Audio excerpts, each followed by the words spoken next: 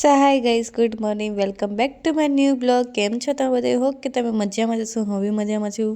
બસ ઘરેથી 8:45 વાગ્યા અમે ગામડે જવા માટે નીકળી ગયા હતા, પાછા રિટર્ન ઘરે જવા માટે. અમદાવાદમાં 2 દિવસ રોકાયા, બહુ જ મજા આવી અમને. સો ગાઈઝ, હવે ઘરે પાછા જઈએ. અને આજના મારા બ્લોગમાં બને રહેજો એન્ડ સુધી. તમને ગમે તો લાઇક, શેર, સબસ્ક્રાઈબ કરવા મને ભૂલતા નહીં. સો ગાઈસ, આગળ જઈને મને ચા પીવાનું મન થઈ ગયું તો મેં એક્ટિવા ઊભી રાખીને મસ્તની ચા અને 2-3 પડીકા લઈ લીધા, એટલે આપણું મગજ ફ્રેશ થઈ જાય. પછી મારા મંદિરે બી જવું છે. અને આજે નાની હતી ત્યારે બહુ ખાતી, પછી આગળ ગયા તો સિંગોડાને લાવી હતી, મારા ફેવરેટ છે. પછી અમે લઈ લીધા બાફેલા સિંગોડાને ખાતા ખાતા પહોંચ્યા મંદિરે, એટલે બુટેડા દીપેશ્વરી માતાના મંદિરે. સો ગાઈસ, તમને બધાને હું દર્શન કરો, મારા વિડીયોમાં બન્યા રહેજો.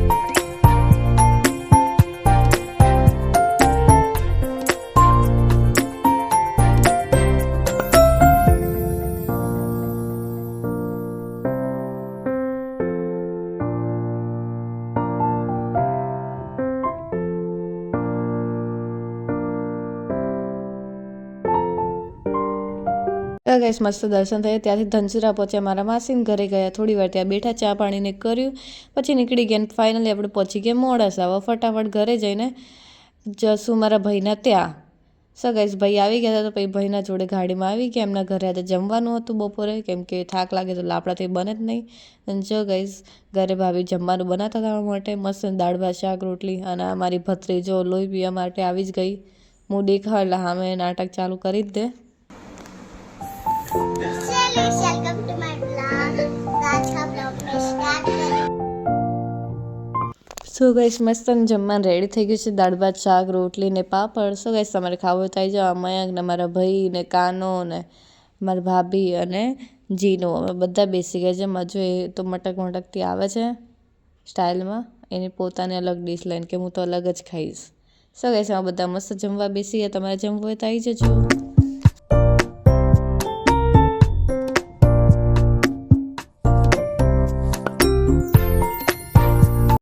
સો ગાઈસ, જમીન અમારા ઘરે આવ્યો તો જોયું તો કાચીંડો ફરતો હતો, તો મયંક એને પછી બહાર કાઢ્યો. સો ગાઈસ, અમદાવાદથી છે ને અમે મસ્ત એક કાચ લઈને આવે છે શોકેસવાળો. સો ગાઈસ, એનું અનબોક્સિંગ કરીને તમને બતાવી કેવો છે મને કોમેન્ટમાં જણાવજો.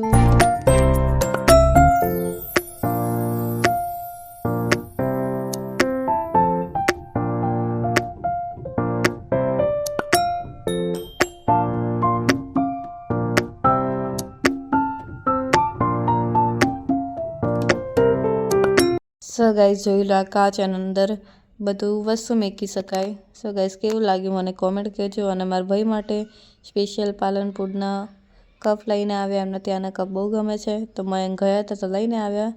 સો ગાઈસ, તમને બતાવું.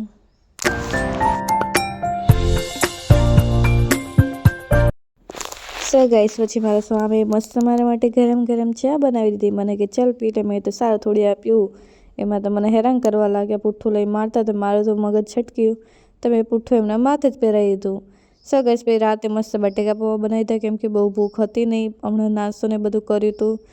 સો ગાઈસ વિડીયો એન્ડ કરો. તમને ગમે તો લાઈક શેર સબસ્ક્રાઈબ કરવાનું ભૂલતા નહીં. મળીએ આપણે નવા મિની બ્લોગમાં. બધાને જય માતાજી.